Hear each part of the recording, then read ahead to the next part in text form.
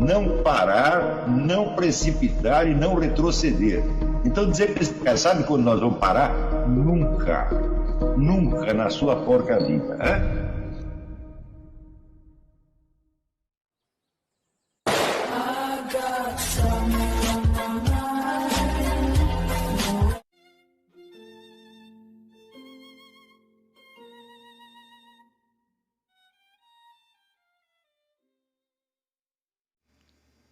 E aí pessoal, tranquilo?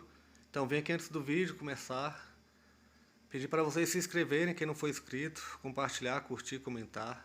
Quem puder seja membro do canal, que isso ajuda bastante. Tem também o link do Apoia-se. Quem puder ajudar nosso canal e apoiar financeiramente vai ser muito bem-vindo. Mas o mais importante é transmitir o conteúdo e os conhecimentos do professor Olavo de Carvalho para mais e mais brasileiros. Então compartilhe e ajude aí nossa causa. Muito obrigado a todos os membros, apoiadores do canal. Fico muito feliz. Tenho certeza que a gente está no caminho certo.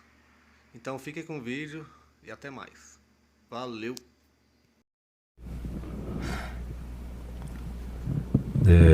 Fernando Antônio Macedo Júnior. Boa noite, feliz aniversário, professor. Obrigado.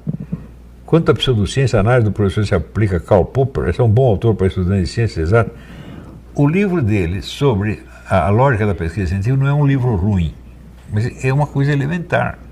Assim, o Karl Popper, que foi o guru do George Soros, você pode aplicar, pelos frutos conhecereis. O Karl Popper, se você leia o que o Eric Wegener escreveu sobre as observações do Popper sobre Platão, você vê que o Popper não entendeu nada de Platão, mas absolutamente nada. Ele acreditou que o Platão era realmente o criador de uma utopia ditatorial. Então, é o seguinte, você lê o negócio, depois você lê as observações do Wegener, o Wegener diz, peraí. Ele não percebeu que o livro da República é uma gozação, não? Ou seja, ele não sabe grego o suficiente para entender o tom do que o cara está escrevendo. Então, Platão está fazendo uma caricatura. E no fim, a conclusão da caricatura é que a cidade ideal não vai dar certo. Quer dizer, agora você vai interpretar que como se ele está propondo uma ditadura, você está invertendo tudo. Isso é o Karl Popper. Então, o Karl Popper é autor de segunda ordem.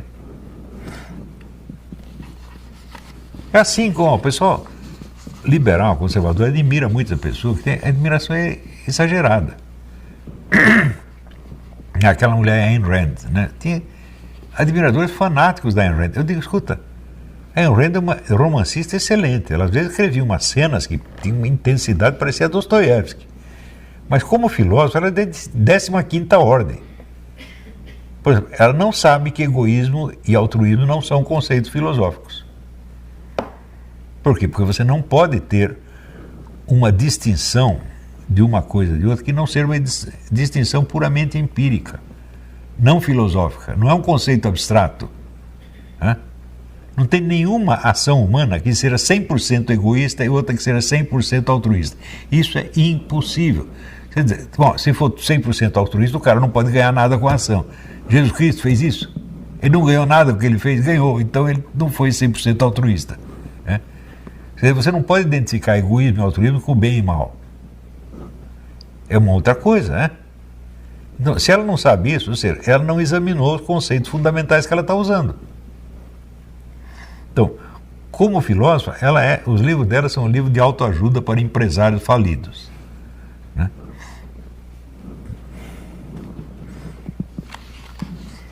Dario Calzone, Estatuto da Universidade de Paris, da época do Tomás de Aquino, sim. Mas eu acho que é um pouquinho depois. Mas na época do Tomás de Aquino já estava em briga o seguinte: os professores da universidade não queriam monges lá dentro, porque os monges vinham do ensino das escolas chamadas monacais, escolas catedrais, que era chamada de inveja dos anjos, que era um centro de formação das almas. Tá? Ele não era para formar filósofo, para formar santo. Tá certo? E isso não combinava muito com o meio universitário, onde era disputa de cargo, né? Puxação de saco, né? Agradar o chefe. Então é evidente que os professores não queriam isso lá dentro. Então quando começou a entrar os monges, esses monges, além de serem santos, eram filósofos 1000 vezes melhores do que eles, como Santo Tomás de Aquino, John Duns Scott, São Boaventura. Ficaram, quer dizer, os invejosos. Veja, John Duns Scott muitas vezes teve que fugir da cidade, os caras queriam matá-lo. O negócio não é brincadeira. Né? Tem um sujeito que fez um filminho que mostra o John Duns Scott discutindo com os outros para provar a Imaculada Conceição de Maria. Ele dá de 10-0 nos caras. Né? Aquilo devia acontecer toda hora. O Duns Scott é um autor muito difícil de ler, mas quando você se esforça e começa a entender, você vê que o negócio é de um brilho assim, assustador. Né? Como realizar uma boa leitura organizada? Bom, você não organiza a leitura. O que você organiza é a sequência das suas leituras, o que você vai estudar daí para dentro. Mesmo assim, não é possível você fazer uma lista que depois você vai seguir em ordem cronológica, porque isso supõe que você vai conseguir em tempo, no tempo hábil, os livros que você quer. E isso nem sempre acontece. Às vezes você está procurando um livro e acha outro. Por isso que eu digo que você tem que ter uma visão do conjunto da sua leitura para o resto da sua vida. Claro que depois você vai aumentar, vai botar novos títulos, tirar alguns, claro. Mas você tem que ter uma visão geral do universo de leituras que você quer alcançar. Como é que você faz isso? Você vai modelar isso aí pelo universo de leituras dos melhores estudiosos da área que você pretende seguir. Então eu pego, por exemplo, um grande historiador da filosofia e vejo o que ele leu. Está entendendo? Ou pego um grande economista, um grande cientista político e vejo o que ele leu. E, bom, se ele sabia isto aqui é mais ou menos o que eu tenho que saber para poder discutir com ele.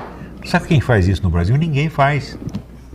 Eu estou falando para você, no curso de Administração Pública na Universidade do Paraná, eu disse para eles, um especialista em qualquer área tem que ler por ano 80 livros da sua especialidade.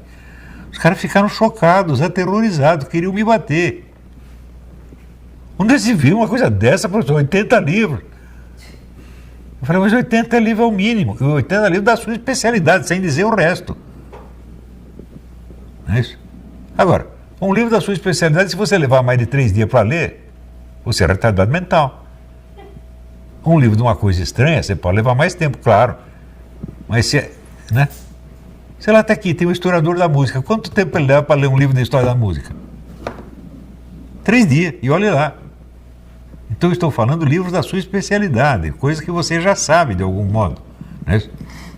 Então, a bibliografia que os caras usam, por exemplo, em ciência social e história no Brasil, é muito pobre. Nesse negócio de história só tem fonte comunista, porra. Ou então tem 2 ou 3 depoimentos de generais. Quer dizer, você não existe debate historiográfico no Brasil. Né? Você tem de um lado a tese comunista e do outro lado os milicos se defendendo e alguns adeptos dos milicos defendendo, tipo Marco Antônio Vil. Ah, não houve ditadura no Brasil, foi dita branda. É discussão idiota, na verdade, né? Quer dizer, como é que não foi ditadura? Pô, eu estava lá, eu vi. Né? Quantas vezes a gente não teve que esconder? A gente tinha um diagramador do Diário Popular chamado Pantera, Antônio Pinto de Freitas. O Pantera tinha sido diretor de um jornal comunista em 1930 e pouco. Tudo que acontecia de comunismo no Brasil, o primeiro cara que se lembrava de prender era o Pantera, que já não estava mais fazendo mais nada. Nós chegamos a esconder o Pantera dentro da caixa d'água do Diário Popular. Os caras cercaram o quarteirão inteiro com carros fortes para prender o Pantera. Daí tinha lá um general que era amigo do pessoal do jornal, chamamos o general para ele. Não, vem aqui acompanhar o Pantera lá para eles não bater nele. Então. Quer dizer, eu vi essa coisa acontecer. Né?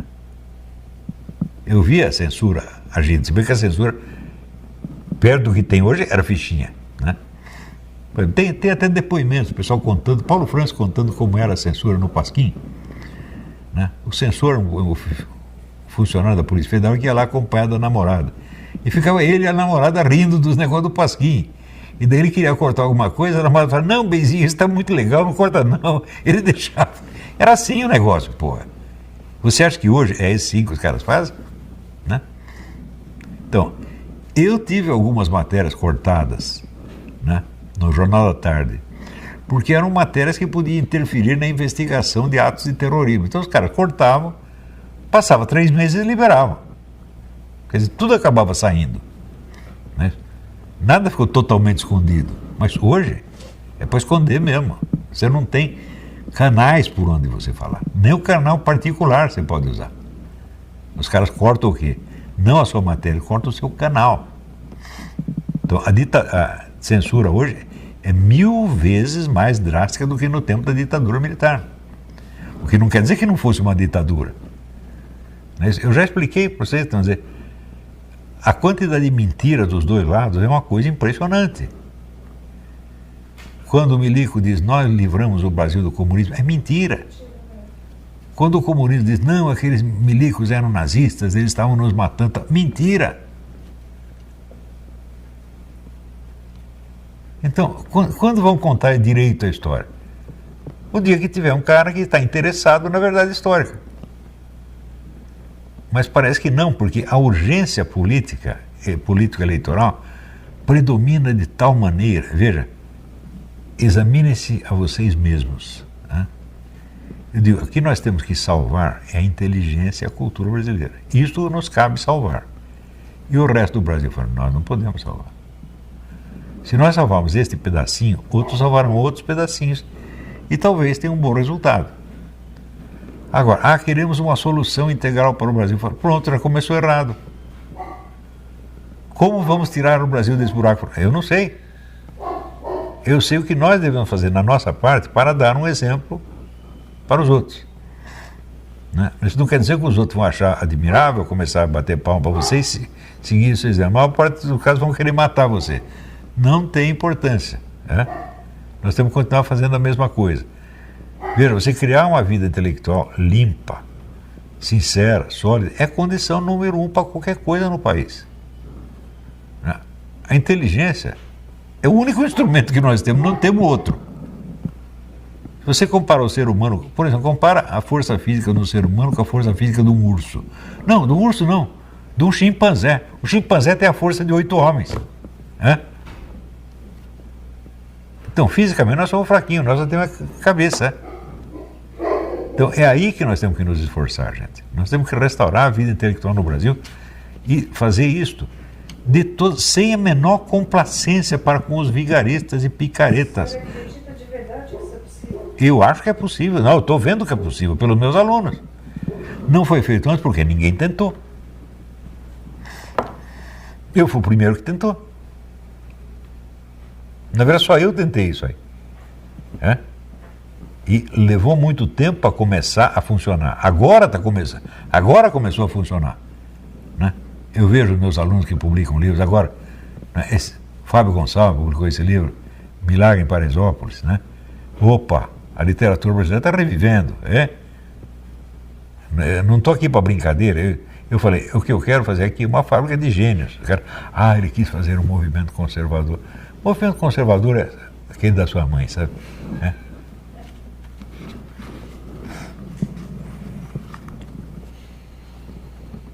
É claro que você tem que ter uma ênfase conservadora, porque nós tivemos 50 anos de hegemonia comunista, pô. Então, se você não abre um outro negócio para fazer contraste com isso, acabou a vida da inteligência. E acabou o país junto. Então, vamos lá.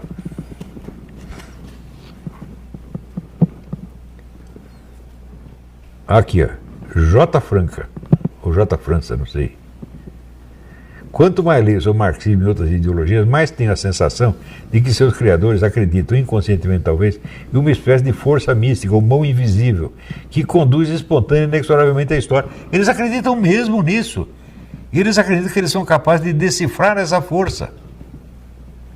Vamos dizer, é uma besteira tão grande que não merece sequer ser discutida.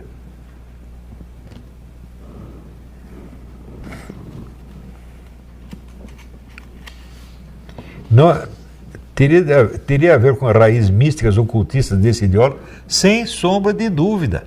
Esses movimentos ideológicos surgem quando, vamos dizer, grupos místicos de revolucionários religiosos se transfiguram em ideologia de massa. Eles deixam de ser organizações pequenas, de sujeitos revoltados dentro da religião, e começam a ganhar a massa. Isso acontece aqui no século XVIII, através do quê? Dos famosos clubes de discussão.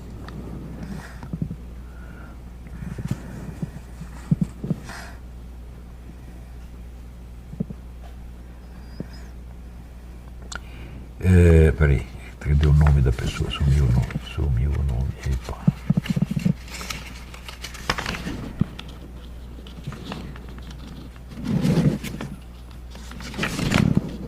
Luiz Eduardo Silva Parreira.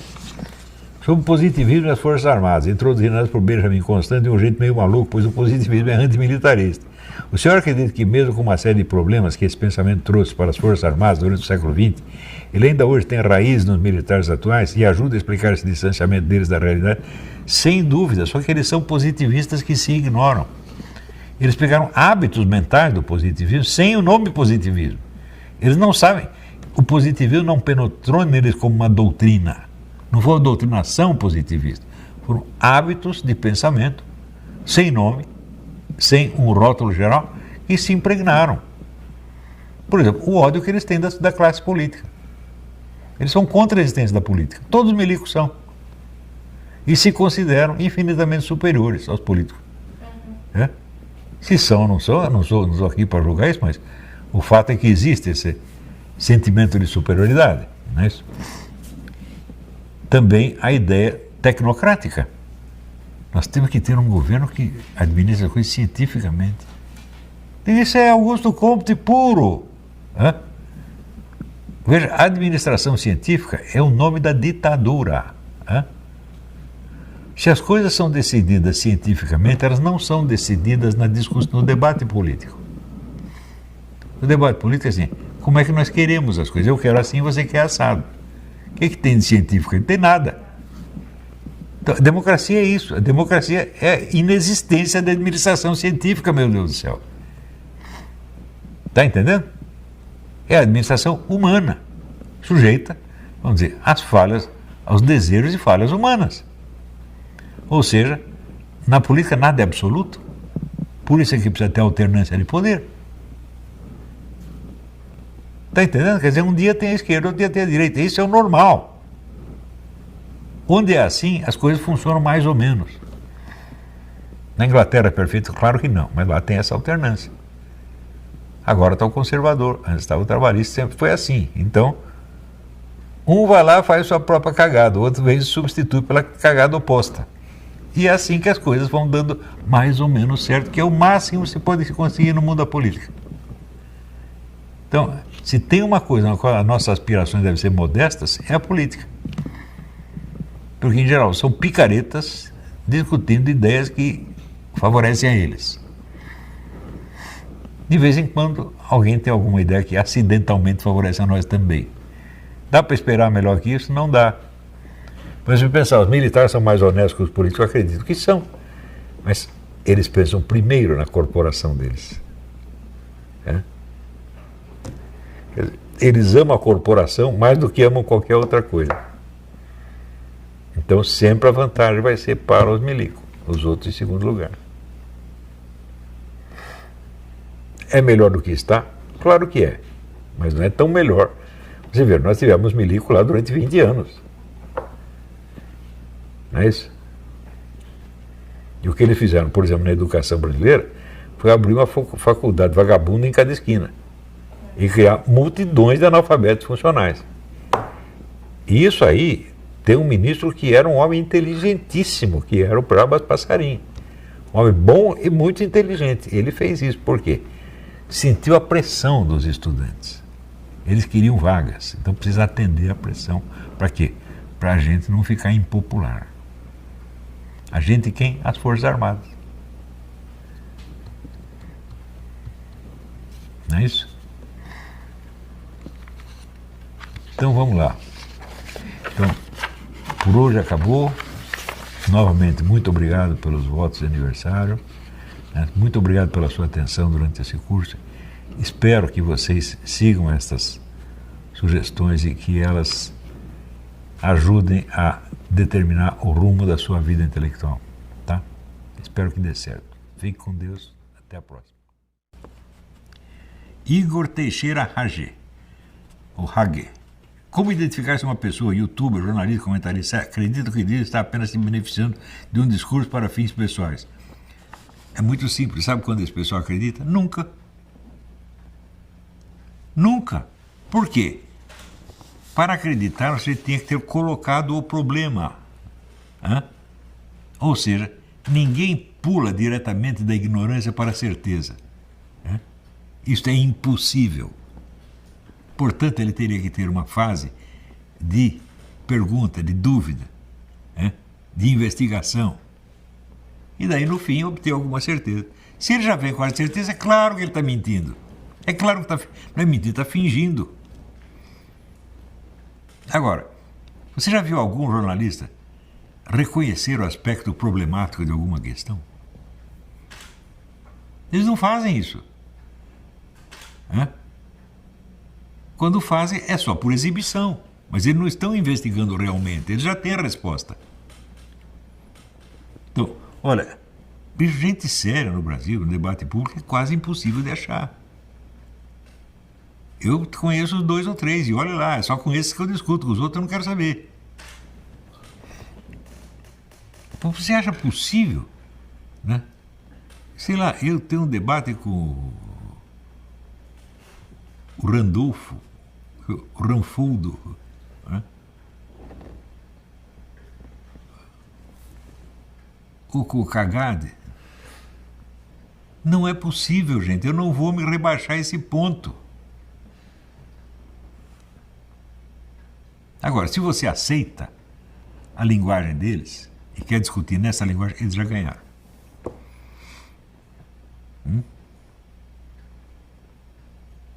Se você diz, reconheço os méritos, não tem mérito nenhum, bicho. Quer dizer, se você mente contra você mesmo, como você espera ganhar a briga? Você já entra mentindo contra você mesmo. Para o outro não ficar irritado. Mas não é para o outro ficar irritado, é para o outro ficar amedrontado. Então depende, quando você xingar você tem que xingar com muita certeza. Se diz que você é um filho da puta, está aqui a foto da sua mãe no puteiro. O sujeito fica quieto, ele não fala mais. Agora, se você apenas quer ofender, não funciona, pô. Você tem que dizer verdades horríveis, que o cara sabe que é verdade. Ou então não diga nada, ou então não se meta na briga. Quantas vezes o pessoal não vê? Tu vai discutir com o fulano e fala, não o conheço, não posso dizer nada contra ele. Não sei. E se eu não sei, por que eu vou... Só porque o sujeito é comunista? Ou esquerdista, sei lá, ou é fascista? Não, eu não sei.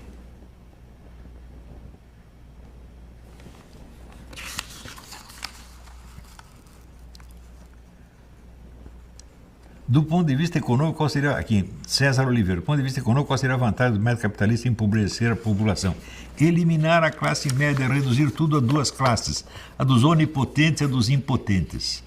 Esta é a fórmula econômica ideal de todos os metacapitalistas, porque é o controle total da riqueza.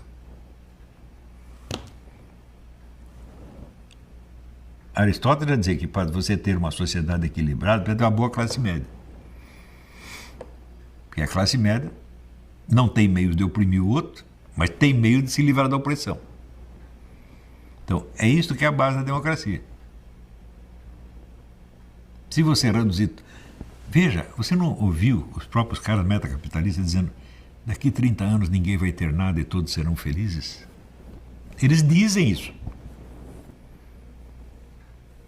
Você imagina o sujeito, tudo que está na casa dele pertence ao banco.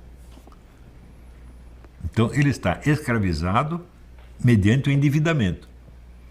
Ora, se você pegar, eu pego aqui os meus vizinhos aqui, de Peterborough, quantos deles possuem as suas próprias casas? Quase nenhum.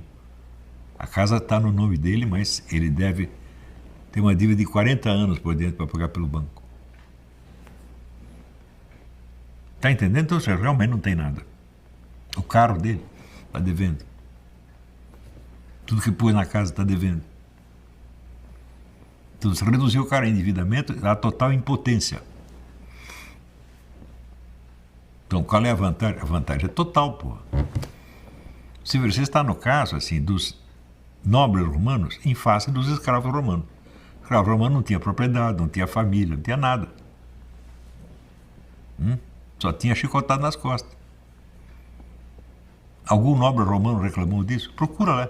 Nenhum. Agora, se você tem a classe média, bicho, então tem gente que está lendo livros, tem gente que tem ideias, tem gente que tem ideia de Jerico também, tá entendendo?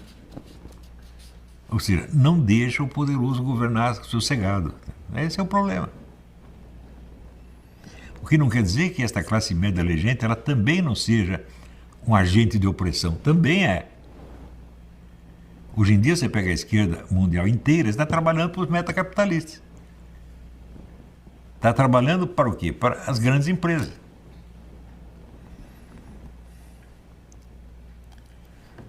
César Oliveira, até que ponto existe convergência e divergência entre o progressismo ocidental e o Partido Comunista Chinês? Bicho, essa é uma pergunta que eu me faço e eu não tenho a resposta. Eu sei que existem as duas coisas, mas eu não tenho os dados suficientes para te dar uma resposta clara disso aí. É um ponto de alto interesse.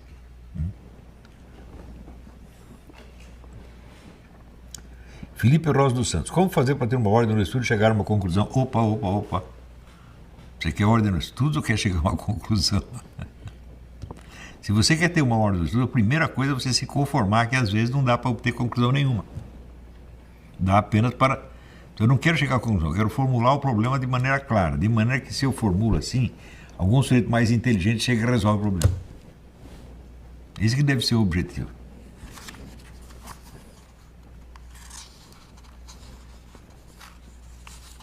Como posso fazer para tentar deixar um filho menos burro? Ou seja, você mais inteligente e mostre isso a ele.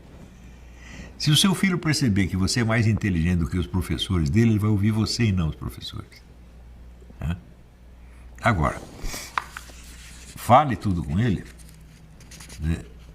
Não fique dando muita ordem, enchendo o saco de filho. Porra. Eu considero uma das minhas fortunas na vida, da sorte que eu tive na vida. Ninguém me educou. Foi uma beleza. Eu fui educado na rua, eu fazia o que eu queria, porra. Tentaram me educar um tempo, não deu certo. Eu fugi pra rua. Então, respeite o seu filho, não atormente ele, tá entendendo? Pensa assim, não dê muitas ordens, dê ordens só quando for uma coisa realmente importante. Por exemplo, se ele está estrangulando o irmãozinho, você manda ele parar. Assim. Agora, sei lá, se ele quer jogar futebol, jogar bola de gude, ele quer comer sorvete, deixa ele fazer as escolhas dele e aprender o que é bom, o que não é bom, senão ele não vai aprender nada.